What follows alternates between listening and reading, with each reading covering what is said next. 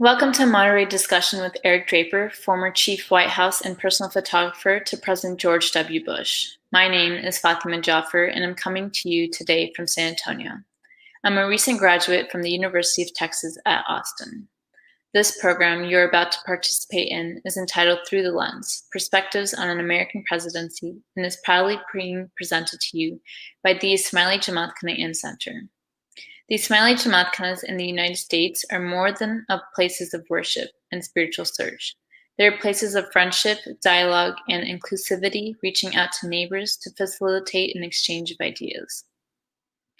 This is achieved through hosting cultural programs such as educational seminars and lectures, art exhibitions, music and dance, and as a forum for civic leaders and others.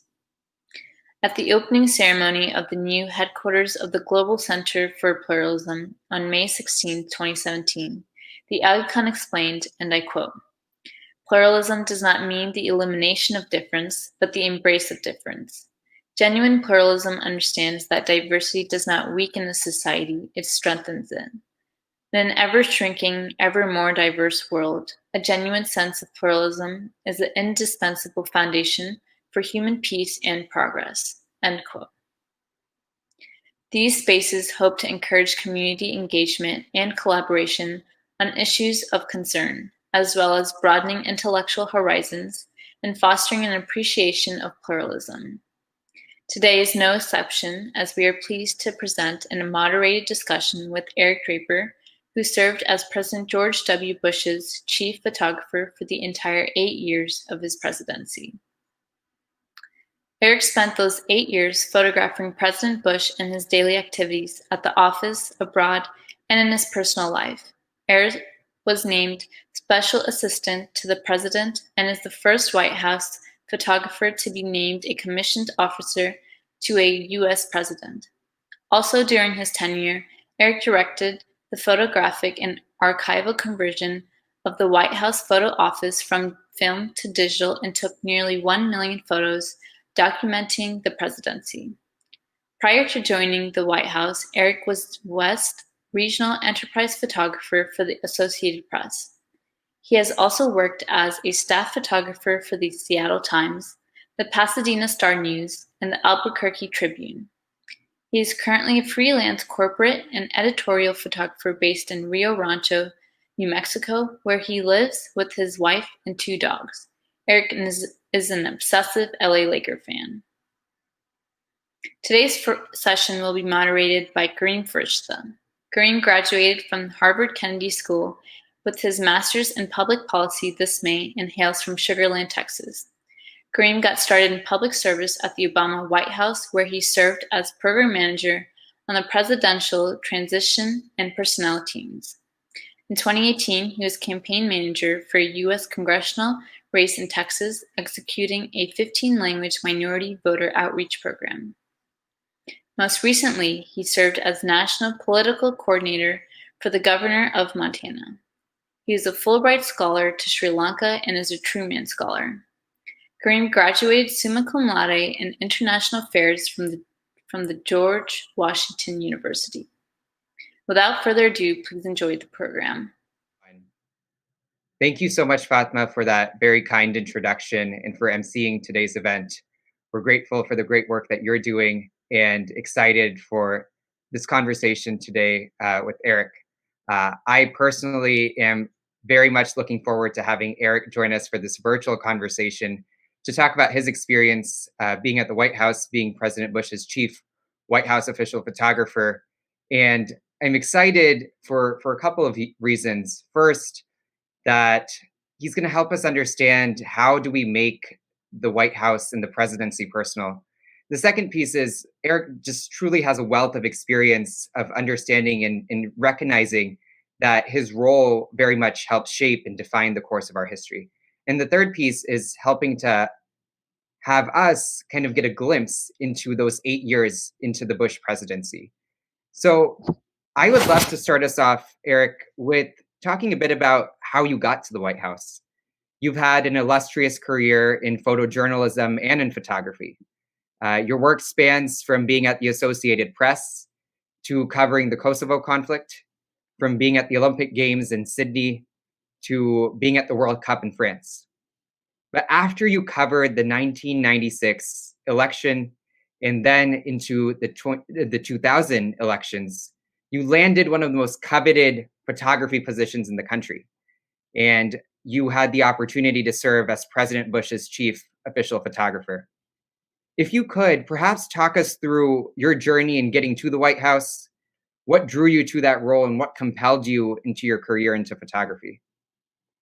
Well, first of all, thanks for inviting me to do this presentation. I really enjoy going back and looking at photos, and you know, this amazing job I had for 8 years. Really, it didn't exactly fall into my lap, but it was never really a plan for me to become the White House photographer. It was an opportunity that presented itself, and like you mentioned, I covered presidential campaigns. The first one was in 1996.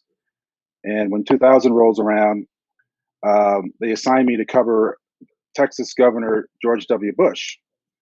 And it was just an assignment like all the others I've had. Never ever thinking I would ever end up in the White House. But it wasn't until after the election, like literally days after the election, which actually the election wasn't decided that night. I don't know if you guys remember that back in 2000 in Austin, Texas. And I was prepared to kind of move on to another assignment. And I was just thinking, just out of curiosity, about who was selected as the White House photographer. Not that I was even interested at that point. Sure. And the more I inquired, the more I called around the country. No one knew who was even interested. And so I thought, I wonder if I can get that job. And so I pursued it even more. And I actually, through all the pursuing and calling around the country, I discovered I was invited to a Christmas party, and it was perfect timing. You know, timing is everything. And it was President-elect Bush, Sure. because the Supreme Court had just decided the case, and he invited staff and journalists who covered the campaign to Austin, Texas, at the governor's mansion for a Christmas party. And so that's where I decided to make my personal pitch for the job. And so I was prepared. I had a portfolio, and my plan was to walk up to him at the party and ask him for the job, because I knew going to the source would really help. Because, you know, President Bush is very personable. I knew it would help, and so my wife and I were there, and my wife was kind of coaching me in the background to make my move. And so I walked up to him and I said, and I looked him in the eye, and I didn't blink, and I said, actually, I pulled the play out of his playbook. And because during the campaign, during his stump speech, which I heard maybe hundreds of times, Sure. he would end his speeches by saying, "I'm going to look you in the eye and ask you for the job. I want to be your president." So I said, "Hey, I'm going to take that and say," you know, I looked him in the eye and I said, "I want to be your personal photographer." And he looked at me like he never thought about it before, and he looked away, and he was shaking my hand the whole time. And he said, "You know what? I really appreciate that. I'll get back to you." So a week later, it all happened very, very quickly. I'm back in Austin, Texas, sitting in front of Andy Card, the chief of staff, for the interview. And he pretty much offered me the job on the spot. And his first question was, "Can you manage?" And I said, "Yes, I can," you know, because I was also applying to be the director of the White House photo office. So I had a staff to hire. But there was one phrase he told me that I'll never forget. He said that working at the White House was like trying to drink water through a fire hose at full throttle. And he was right. Wow. That's quite the experience. And it's always those serendipitous moments, right? When it's least expected that you get to do something that's one of your biggest callings, and feel like your calling into public service has been defined by taking that first step and being able to be to have really that front row seat. I really appreciate just that framing and getting to understand how you landed at the White House. Something that I found particularly unique and inspiring about the Bush presidency was President Bush's ability to make the presidency personal.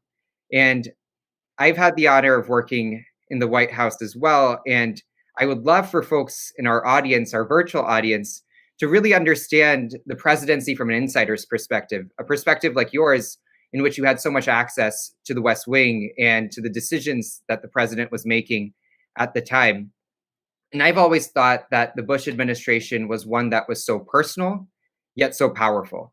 And we often see, the presidency as kind of holding the nation's highest rung of executive leadership, a role that's often larger than life. But President Bush played many roles and wore many hats in addition to being president. He was a father to two amazing daughters, a husband, a dog dad, and of course, for this case, a Texan. So perhaps you could talk us through how did you come into this role to make the Bush presidency accessible to all Americans? In something that I'm sure our audience would be very keen to hear is, how did you begin to portray those values of family, faith, compassion, respect, honesty in the photography that you did during those 8 years? Well, first of all, I think what people don't understand is every president has a unique relationship with their photographer. And in my case, since I came in as a former journalist, and I've had a very professional relationship, and so we weren't exactly best friends and all that, but I spent a lot of time with them. I spent more time with them than the first lady, I believe, during those 8 years. And you really get to know someone very well. I think they had an advantage, the staff and the president. He knew my personality, he knew my photography, he knew I could fit in. And what I had to discover was what it was like to work directly for a president. And one of the stories I always tell is, I'll never forget my very first day on the job. I'm standing on the steps of the airplane. Actually, it's not Air Force One yet because he's not president. This was a few days before the inauguration in 2000. And my first day, and I'm standing there just wondering, okay, no one, there's no playbook here. There's no rules. It's like, I'm just going to start following around, right? And so I made a photograph of him walking up the stairs of the plane in Midland, Texas, before he left to become president. And he looked at me and he said, and he's shaking my hand. He woke up, he walked up the stairs, he shook my hand. He said, "Welcome aboard, Eric. We will see everything together. We will see the world." And at that moment, he really set me at ease. And that's one of the gifts that President Bush had in terms of how he connected with people. He was very good at knowing exactly the right thing to say, to break the ice, to make that personal connection. And I watched it for 8 years, from a janitor in the hallway to the king of Saudi Arabia. He treated everyone with respect. He treated everyone. He was able to connect directly with people. And I watched it for 8 years. It was pretty amazing. I think it was a God-given gift he had. I really appreciate that story that you shared, and just this idea of welcome aboard, because little did you know that those 8 years would be so defining for the course of our country and the course of the presidency. And I remember thumbing through your own book, and it's called, for those who haven't read it yet, it's called Front Row Seat, and it's aptly named because Eric was very much sitting in the front rows of every single conversation, whether they were campaign events or whether they were major triumphant victories of the United States, or some of the more tragic and more somber moments from our nation's history. And you've described yourself at times as the professional observer of the presidency, kind of the living historian of the presidency.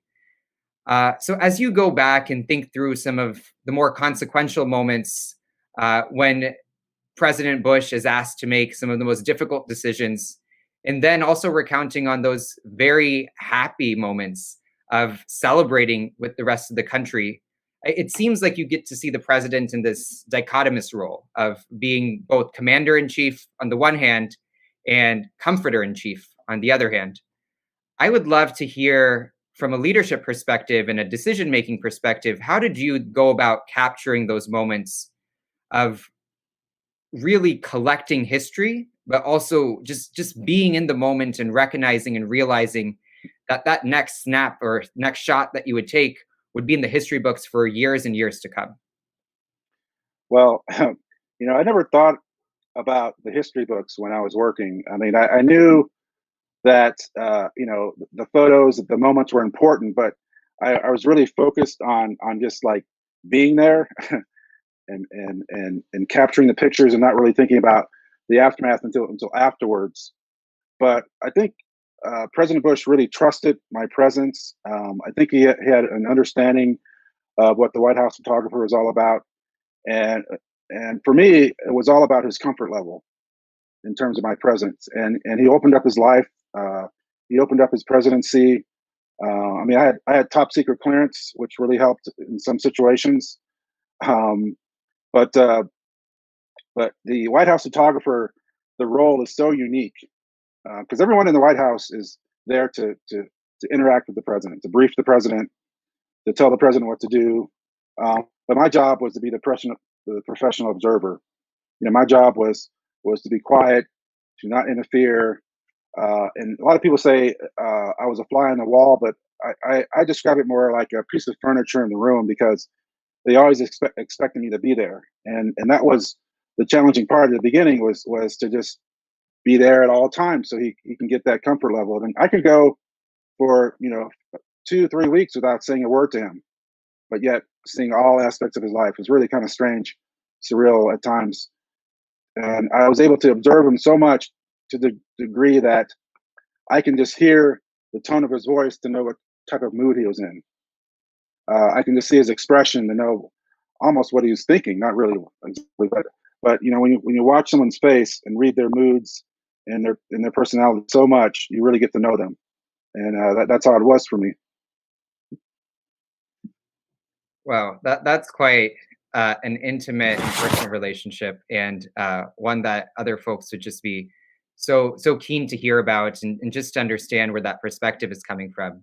I remember, and I wanted to transition towards you sharing some of these photos because I'm sure that it'll help all of us, go back 8, 10, 15, 16 years now to think about what did it look like and what did it feel like to be in the White House at that time. I remember you mentioned in one of your former interviews that from film to digital, you've taken somewhere along kind of a ballpark estimate of 1 million photographs of the president. Right. And that's phenomenal, first of all. Secondly, I'm sure it's hard to pick kind of your top 10, your top 20 photos, but perhaps if we can reminisce and reflect together, would love for you to share as you reflect back on those 8 years in the White House and traveling with the president across the country and across the world, what are some of those defining moments from the Bush era? I'll stop talking now. Perhaps we can transition to bringing on your slide deck, and would love if you could provide some color and context to what was going on in those 8 years. I'd love to, yeah. And this is my favorite part, is showing the pictures.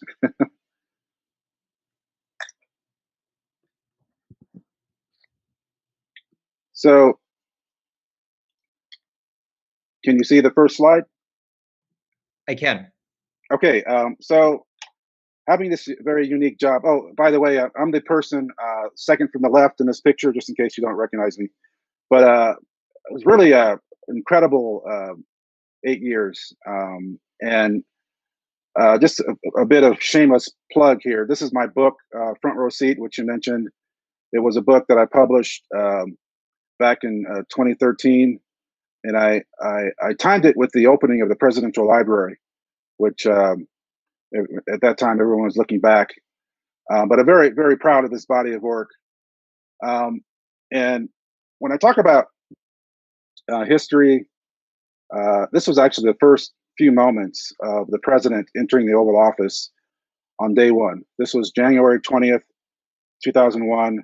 The president sitting at the Oval Office desk for the very first time, joined by his father, President H.W. Bush, George H.W. Bush, and what you have here is a unique moment. You have a father and son moment. You have two presidents, historic because they're only the second president, son of a president to become president. The first being John Q. Adams, and then you have the kind of the story behind the story. So you see that cord coming from the chair. That was a massage chair that was left there, and the president is turning it on at this moment. That's what's kind of leading to the laughter. And of course, anytime they were together, to me, was like this magical moment. It was always historic, because they look so alike, first of all. And one of the things you realize when you say Mr. President, they both turn around. So Sometimes you have to refer to them as President 41 and President 43 when they're together. This is a portrait I made of both presidents at Camp David in 2008, because I really wanted to show that father-son bond, which they really had, and again, just historic, two presidents together. And President Bush would have lunch with his father, and this is in the private dining room adjacent to the Oval Office. Karim, I don't think did you ever go in there when you were at the White House? No, I didn't. Okay. But anyway, that portrait hanging on the wall there, that's John Q. Adams. Again, that's the first son of the president to become president. And President Bush really admired him, so he had that sitting there the entire 8 years. And again, this is a family moment. We talked about the president being a father and a dog owner, but he was also a son, and he was all about family, and he was all about faith, family, and friends. Those three themes were strong throughout his presidency and throughout his life. A nice moment with his mother in the Oval Office. And moving on to his relationship with Mrs. Bush, which actually this is not an illustration of the relationship. They're a lot closer than this. But this is a kind of a fun moment inside Buckingham Palace where the president and the first lady were kind of playing around like kids. They're asking me to take their photos all over the building there in Buckingham Palace. And Buckingham Palace is like the White House, but bigger, as you can see. But this is more of their relationship, which is very warm, very loving. And the president always described their relationship as becoming stronger through the trials of the presidency. And he was really, you can tell in public, they really bonded a lot. And of course, the president had a great sense of humor, sometimes at the expense of the first lady. And of course, the twins, Jenna and Barbara. And this is when they're teenagers, way back in 2001. And watching them grow up in the White House is very, very interesting. The president with Barbara. And a moment with Jenna, the other twin. And the president loved his ranch, the Western White House, where he would always go fishing with his favorite fishing buddy, Barney, the presidential dog, one of the Scottish Terriers that he had during the 8 years. He always called Barney the son he never had. He really had a good time with Barney. And then the second dog was Miss Beasley, who, here's a quick moment in the Oval Office. And a lot of these moments would happen in between of all the structure and all the protocol. And the president's schedule was like down to the minute in terms of what he had to do day by day. And occasionally when the president would have personal time, and it would last as 2 or 3 minutes where he can get a breather or bring the dog in. And the president had a lot of emotion, a lot of care for the soldiers that were in the wars that happened during his presidency. He would always say that he wanted to look the parents and the soldiers in the eye to tell them exactly why he made the decisions that he made. And in this case, this is the picture here of this soldier. He just gave this soldier a Purple Heart, and he kissed him on his forehead. And you talked about the comforter in chief, and the president would spend a lot of time with the families of the injured soldiers and families of the fallen. This is the aftermath of Hurricane Katrina in Mississippi.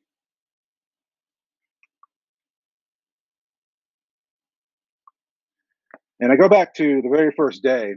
This is the president entering the Oval Office for the very first time. And the Oval Office was really an amazing place because all walks of life would come through the Oval Office. Sure. And one of my favorite things to do is just to capture that those first moments of the people walking through the front door, or the official door of the Oval Office, from a Boy Scout to an old friend from Texas. Sure. to a new world leader. This is President Karzai when he was just elected the president of Afghanistan. Absolutely. Well, if I could pause you for a second.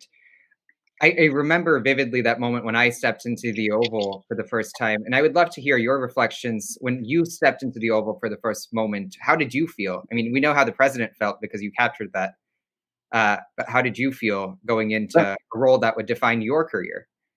That's a great question, and sometimes photographers experience moments differently because they're so focused on the reactions of the subject matter. And in my case, my first moments in the Oval Office, I actually backpedaled through the front door of the Oval Office. That picture of the president walking through the door. So I'm walking in backwards, watching the president react to the Oval Office. And for me, it was more like tunnel vision, just watching the president's reaction. And then once I put the camera down, realizing where I was, I mean, it was just this amazing experience to know how much history that I was standing in, right in the center. And it was really kind of mind blowing. But of course, I had to put my mind back into what I was doing and focus on the pictures, which sometimes was easy, especially when you're dealing with a lot of emotion. Where I was able to kind of use the camera as a shield in some cases to really focus on making the picture. And like this picture here, this is a great illustration of how timely President Bush was. I always like to call this photo "Timing is Everything." And the kind of goofy moments in the White House that kind of just happened just out of the blue, and like I said, just waiting around for the surprise moments. That was what I enjoyed the most. And President Bush here has just received a boxing robe as a gift, and he's looking around to show it off to people. And of course, I mentioned Crawford, Texas. He was very proud of his ranch, and the president was really a Texan at heart. And he used the ranch to recover, to become grounded again. And he would invite friends and family, and of course, world leaders would go to the ranch where they were able to see the president in a more personal way. And in this picture here, the timing of this picture is interesting. This is a picture was made in August of 2001, a month before 9/11. And so every time I see this photo, I see a sense of innocence before the world changed.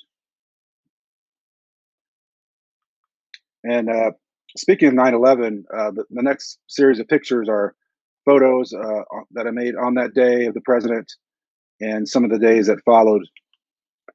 And you guys might remember the famous whisper in the ear that Andy Card, and the president's face changed dramatically. Well, I knew something was wrong. I didn't know exactly what was happening. We had heard that the first tower had been hit, but everyone thought it was this horrific accident. And walking into the hold room here and showing this picture here, this is the hold room adjacent to the classroom, and that TV is showing the live pictures of the burning towers, where both towers are on fire at that moment. And the president was really just kind of sprung into action. I was waiting for him to look up at the television here. That I was just kind of just frozen watching what I couldn't believe on TV. But the president picked up the notepad and started collecting his thoughts to make his first statement to the nation and to the world. And this is before the smartphone, before the iPhone. So everyone had pagers and cell phones, and they were trying to gather information for the president during this time. This is just a few minutes after the second tower was hit. And we hadn't actually seen that footage of the second tower and that huge fireball that's burned into everyone's memory. And it wasn't until this moment when the president finally saw it. And Dan Bartlett, the president's communications director, is pointing to the TV when they're replaying the second tower getting hit. And the president finally turns to see that image. And everything was focused on New York. And we didn't know exactly what was to come. So by the time we arrived on Air Force One, we had learned that the Pentagon was hit. We learned that Flight 93 was still airborne. headed toward the White House. We also learned that the vice president was evacuated to a secure location. And what's happening in this picture here is President Bush is having an argument with Andy Card, and he's telling him that he wants to go back to Washington. And Andy Card is literally telling him that he couldn't go back; it wasn't safe enough. And it was very heated. It was very tense, and all the discussion aboard the airplane turned to the president's safety because we didn't know exactly where we were headed. We learned later that Air Force One flew out and circled the Gulf of Mexico before we realized which way we were headed. And that's what's going on here in this picture here. That's Andy Card discussing with the Secret Service agents and the military aide about where it was safe, where to keep the president safe. And this is a moment here, the president's being told that we couldn't return to Washington, and he was very upset. Around this time, we heard that Flight 93 had crashed. In this picture here, the president is watching the Twin Towers collapse.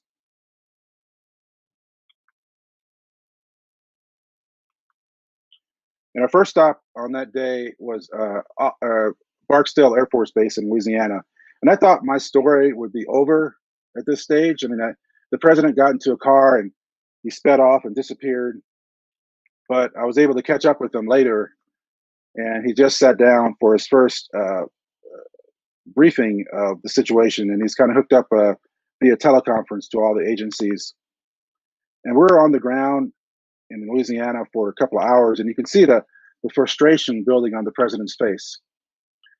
He really wanted to get back to Washington. He really wanted to lead from the Oval Office. He didn't want to look like he was on the run. Our second stop that day was Offutt Air Force Base in Nebraska. And again, the president is behind those doors receiving a top secret briefing. And here the president is on the phone with the vice president. And we finally learned that we're headed back to Washington late afternoon that day on 9/11. And for me personally, my wife had just moved to DC 5 days prior to 9/11. So it was like, welcome to Washington, honey, right? And they didn't allow us to call from the airplane until later. And I never forget calling from Air Force One. I told my wife when she answered the phone that I was going to be a little late tonight, and I can hear her laughing through her tears. As we approached Washington, the president and the staff noticed the fighter jets escorting Air Force One. And they had been with us the entire day, but we didn't see them until we were landing at Andrews Air Force Base. And this is really hit home what was happening that day. We had the fighter jets nearly touching the wing on the left side of the plane, and out of the right side of the plane, you can see the plume of smoke still rising from the Pentagon.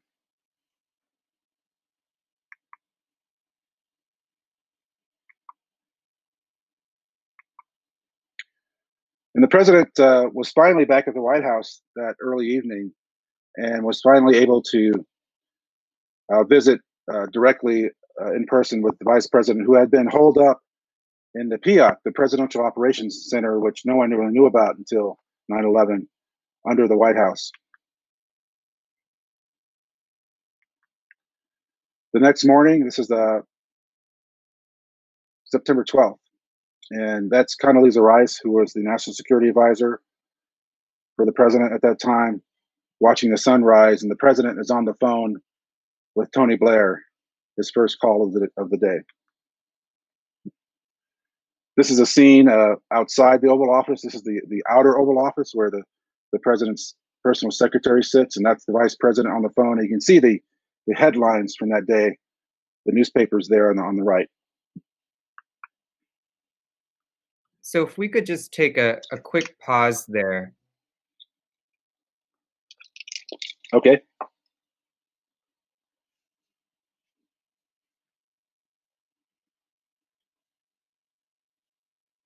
And would you like me to continue, or?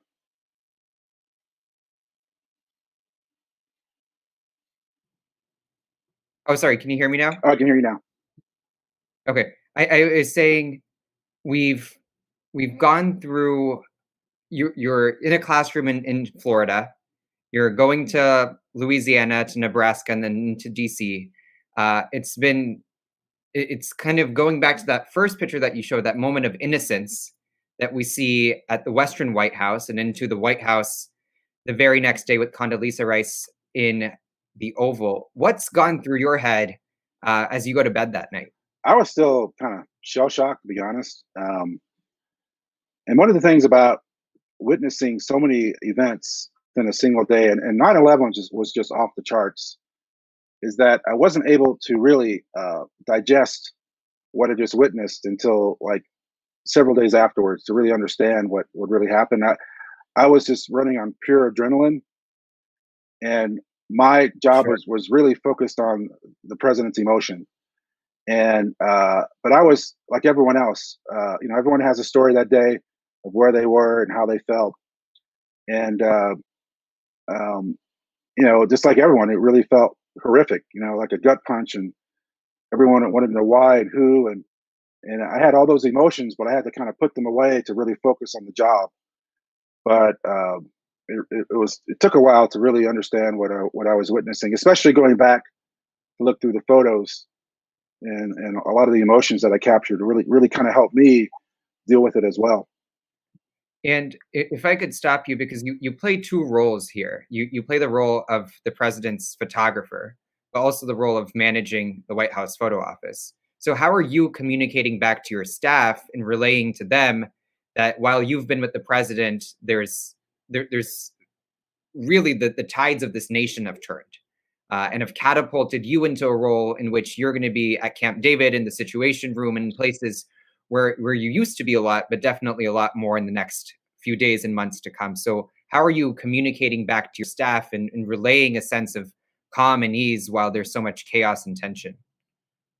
Well, I think everyone stepped up during 9/11, and I think all we could do was focus on our jobs. And what you learn is, the White House in itself, you're working with the best and the brightest. And for me, it was just crystal clear what I had to do, and that was not have the president leave my site as much as possible. And I had a great staff who understood the moment as well. A lot of former journalists I brought in to handle my images, to know exactly what to do with them. And I had a lot of trust in my staff to handle those pictures. But it was really just dealing with it day by day, minute by minute, as just a huge historic news event that was just went on and on. There's really no end to the story of 9/11, because the president's his presidency changed in seconds that day, where it was all focused on keeping America safe. And it was really you can see it on his face, you can see it in his personality, um, how focused he was. But also, the president is human. He I captured him going through a lot of emotions in terms of meeting people, and as you go on, you'll see some of that emotion. Like here, the president jumping ahead to September 14th, the day of national prayer. The president had just spoken to the audience inside the National Cathedral, and he delivered his address, and his father reached over to shake his hand.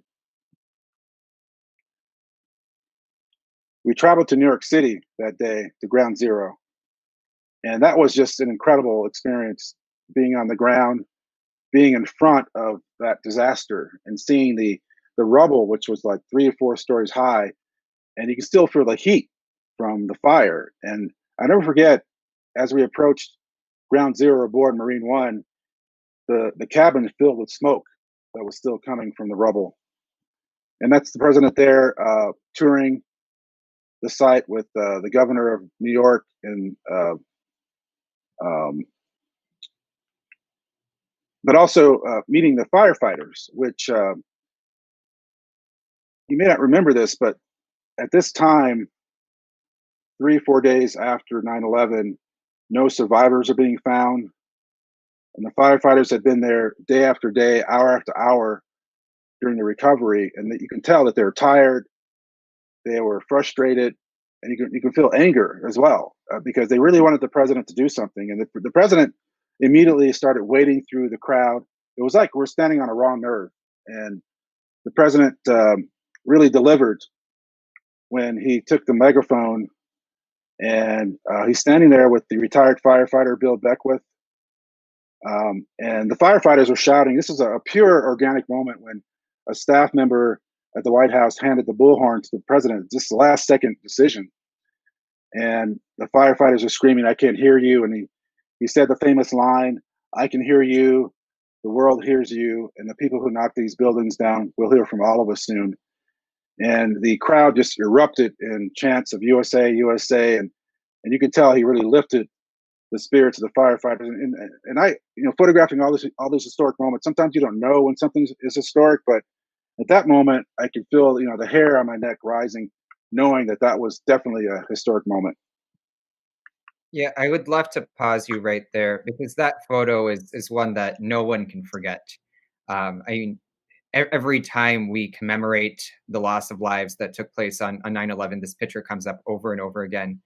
As you've reflected on the year since 9/11 and have seen these pictures come up year in and year out, what goes through your mind every year we go through 9/11 and as you kind of reminisce and try to recollect your thoughts of what was going on that day now 19, 20 years later? Well, every time I see this picture, I just see leadership. I see someone stepping up to the plate and really delivering. I see someone who was there not only as a leader, but as someone with compassion to understand what people were going through. And the president had that ability to really, like I said before, connect with people. And like in this picture here, the president is meeting with the family members of people that were missing. And he walked into this huge room of like 300 people. And on the schedule, it was down for like 20 minutes, meeting with the families. But the president spent nearly 3 hours hugging, crying, and laughing with every person in that room. And this is probably the most difficult thing I've ever had to photograph in terms of just the sadness going on in this room. There were people walking around with pictures of their loved ones who were missing. They were walking around with handwritten signs. "Have you seen my mother? Have you seen my brother?" This picture here, this is the mother of a fallen Port Authority officer, George Howard. And Arlene Howard here is giving the president a badge that her son wore when he died on 9/11. And the president carried this badge in his hand. I made a photograph in the Oval Office weeks later, but he carried around this badge to tell the personal story from 9/11. And he would always pull it out to tell the story of George Howard whenever he would talk to people directly and personally in a room. And he carried around this badge for weeks. And it was very important to him to tell that story. Well, jumping ahead to one of my favorite subjects, which I think what I miss the most is traveling on Air Force One. I really wish I would have been able to get air miles during all that travel. I traveled to 70 countries with President Bush. And Air Force One is like a flying White House. You can almost do anything on that airplane, including the president loved to exercise.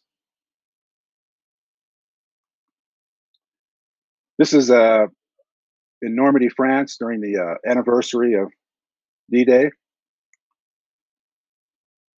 The president visiting Albania. And this is I've never seen this before in terms of just the crowd just wanting to put their hands on the president. And I always wonder what was going on through the minds of these agents standing nearby.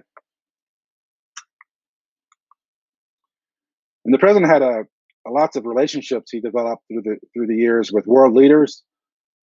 One of his favorite leaders here is Prime Minister Koizumi from Japan. The president meeting with the Queen and Prince Philip. And I'll tell you a quick story about how unusual my job was, kind of embarrassing in a way, because on this day, the Queen was visiting the White House after several years, and after the arrival ceremony on the South Lawn, and Mrs. Bush wanted to take the Queen up to the residence. So I'm like thinking, oh, this is great. I'm following the Queen, and Mrs. Bush says, oh, let's go see the Queen's room in the residence. And that's actually named after the Queen.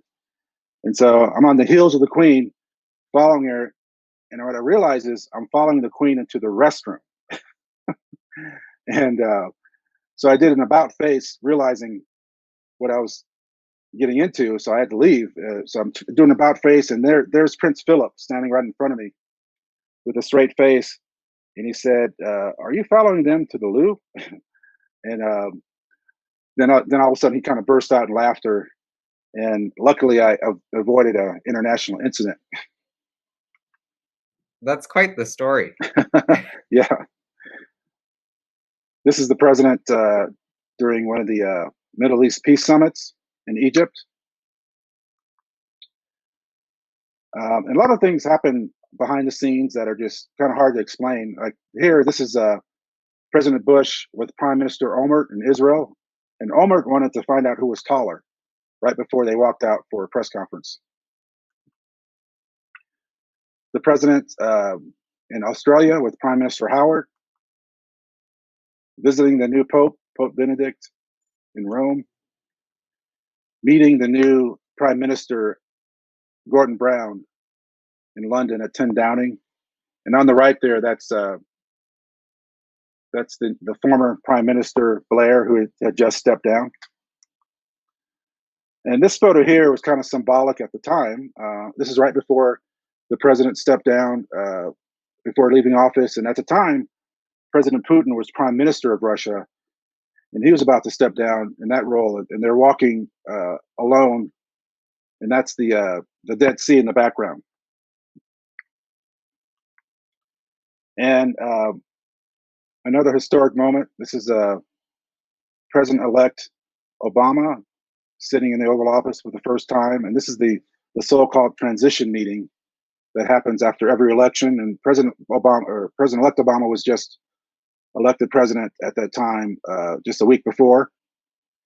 And I actually had set up a remote camera to capture this image of the two of them alone. And I set it up on the mantle of the Oval Office.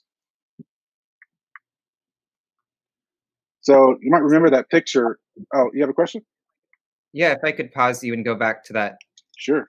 moment, because at this point, 8 years have passed, and you've been in the White House for 8 years. So what does it feel like from those first moments that you step into the Oval Office and to one of the very last moments in which you'll be there?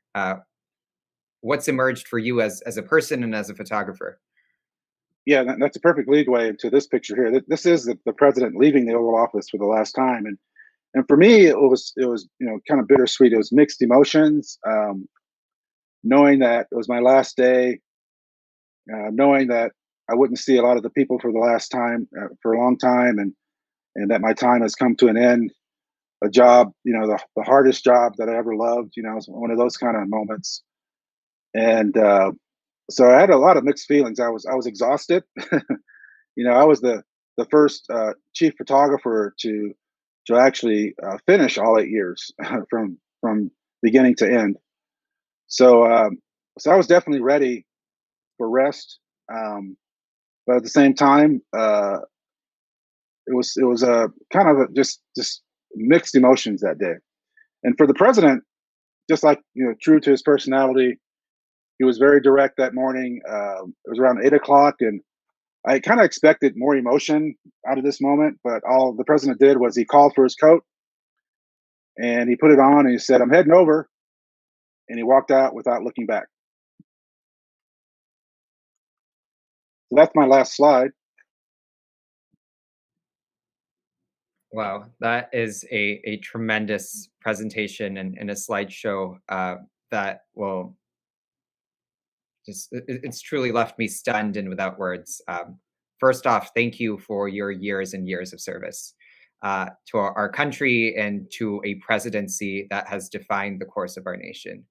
a president who has been able to show us compassion and kindness in some of the most arduous moments that require steady-handed leadership, and for you to be behind the scenes and to share these very intimate, personal, real, sentimental moments is just a true delight to our audience and to our community. So I would be remiss if I didn't say thank you to you.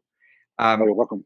I want to touch on something that you just mentioned, which I thought was something that quite literally could be a headline: the hardest job I ever loved. I often think about, those last moments when I was in the White House, and you often say, like, it's been an honor of a lifetime, right? But it's also this difficulty with which you say that, right? Because for you, it's those very late nights and very early mornings. It's this deep sense of patriotism and a personal sense of pride. So as you begin to square what you did for 8 years, in retrospect, what about the job did you end up loving so much? Well, I think it was just the experience. I mean, the unique position to be in, to see the perspective of the presidency from that angle. And not only just the president's story, but watching everyone around the president and seeing their stories.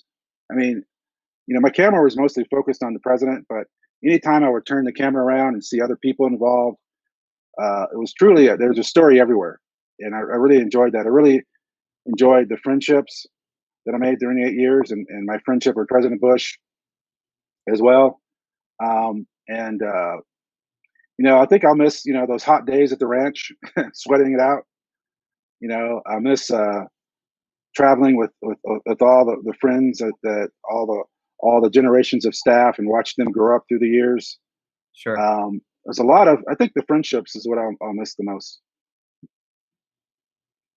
So I want to also touch on this piece of, you had a front row seat, and now you're no longer there, and you're kind of an observer of presidential photography of the 8 years of kind of the Obama administration and into the new. As you look at presidential photography and the role that it plays in shaping our values, what strikes you as some of the most important qualities of having that job, and in making sure that you're just not a documentarian or a historian, but someone who embodies the values of the administration that you serve? And I think that really speaks to the essence of the Ismaili Jamatkhana and Center, right? One that's grounded on the values of pluralism, of faith, of compassion, of respect, and of just true thought-provoking questions. So as you go back and look at those 8 years, you said for the presidency it was faith, family, friends. But for you, what are those values that have defined your work in photography? Well, for me, capturing authentic, honest pictures, that was really important to me, and not exactly go into it with a certain frame of mind. I mean, I tried to capture everything in terms of the aspects of the presidency, even some of the bad pictures and some of the really hard moments. To me, it was important to tell a well-rounded story as much as possible. And the unique position I had, I was able to see those stories, and hopefully, the visual narrative that I created, that archive, you can go back and actually have a better understanding of what happened, but an honest representation of what happened. I really appreciate those thoughts. And as we begin to close out this conversation, for folks who are aspiring photographers and photojournalists, who are listening in and have aspirations to be the next Eric Draper, and have aspirations to be the next Pete Souza, what is your advice to folks who see photography and photojournalism and journalism more broadly as kind of a conduit to the work that they want to do in the careers that they hope to build? Well, I always tell photographers to never underestimate themselves, to always ask questions. And for me, the question about, I want to be a photographer. And that answer was yes. And all I had to do was ask, and look what happened. So I think that's the biggest advice is always ask, because what's the worst can happen? That's always been advice that I've heeded, and it seems like you have too. We probably have another 2 or 3 minutes in this conversation, and I know it's going to make ripples across our community, and folks are going to be listening to this for days and weeks to come, just to reflect on the strength in the message and the vision that you've shared of the Bush presidency, but also how you've made it personal and how you've shared those ways to balance, the professional and the presidential. So as we wrap up, what are some of your takeaway thoughts for someone who's listening to this presentation, and as they reflect on photography and the presidency, what would you want to leave them with, since you've seen it so up close and personal? Well, I think people can see that they can understand the power of photography. The fact that being there to capture these pictures are really important, and that in every presidency, that president. So in my example, President Bush allowed me to be there. It was his choice. He opened his life to capture these stories to tell later for historians to study, and that's important. So every administration has that question of how much will be seen, how much will be captured, how many stories will be told. But it's up to that president to decide, really, because what people don't understand is that you serve at the pleasure of the president. You're not there as a journalist. You're not there as for yourself. I mean, you're there to serve the president, and so that was most important in order to maintain that trust throughout all of these emotional roller coaster of events and history and travel. It's a lot. It really is a lot. Well, I just want to say thank you again. You've given us a treat today, a snapshot into 8 years of history making, a ability to see through with the foresight that you had of brighter days to come and a better country that we could build together, and to always know that our best days are ahead of us, not behind us. And as a country, we will grow, and your photography will inspire folks for years and years to come. And as we look back to those moments after 9/11 or after Katrina, and even into moments of transition, that we will have, historical record keeping and presidential record keeping that's going to stay with us for centuries after both of us have left. So I'm grateful that you shared your time with us. I know a lot of what you've shared lives in your book and in the Presidential Library, which I hope many folks will purchase and others will go visit in Dallas once our cities open up. But Eric, from the bottom of my heart and on behalf of our entire community, we're so grateful to you for your time, for your talent, and for sharing this treasure with us. And I hope this conversation inspires those who are in Houston, who are in Texas, and across the country. Thank you very much. I hope so. Thank you. Thank you, Eric, for a truly insightful discussion. Having the opportunity to explore your unique perspective as chief photographer during such a continuous and defining period in the nation was quite enlightening.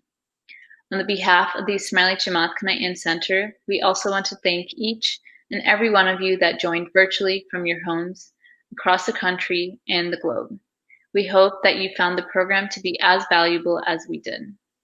To get more information about the Ismaili Jamatkhana and Center, please go to the.ismaili in your web browser. And for more information on upcoming programming, please go to facebook.com/the USA. We look forward to sharing future programming with you. Thank you and good evening.